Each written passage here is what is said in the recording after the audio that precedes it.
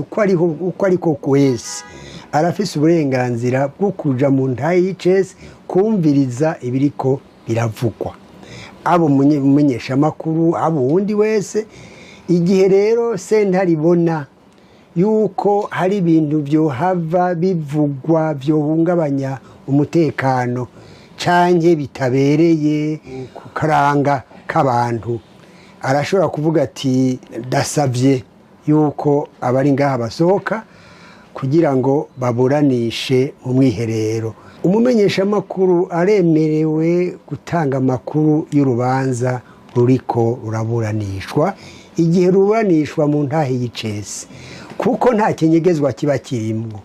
Ibyo bavuga byose n'ibintu abantu bose bari muri yo sentare bashobora kumenya. Igihe badashaka ko babimenya naho ni bimwe nariko ndavuga, baheze bakavuga yuko ubu baburanishiriza mu mwiherero. Jewe siho narindi, sinzi ingene vyagenze, sinzi ico vyavuye ko.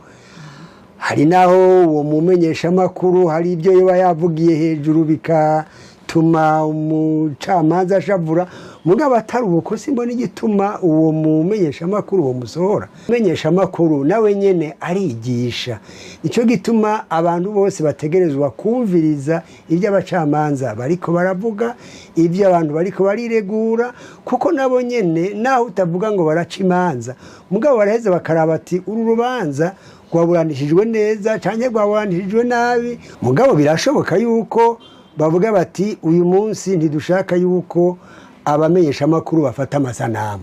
Ivyo barashobora kubivuga bataratangura kuburanisha. Hamwe rero ufise ushaka gufata amasanamu abanza gusaba uruhusha, mwogenda mukegera umukuru wa sentare mukamubarira ati ibi bintu byakozwe tubona n'amategeko bikurikijwe, mwotureka rero ntibaze nitwagaruka ntibatwirukane, natwe turafise uburenganzira bwo kuja kumviriza ingene imanza ziriko ziragenda.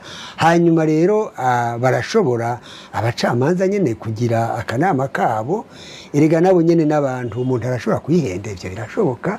Mugabo hanyuma bakaraba ingene n'intahe yasubira gusasa, babareka mukagenda mukumviriza. Nayo ubwo ruhusha bwo kwinjira mu ntahe iriko irasasa icese ntaho bitegekanijwe n'amategeko.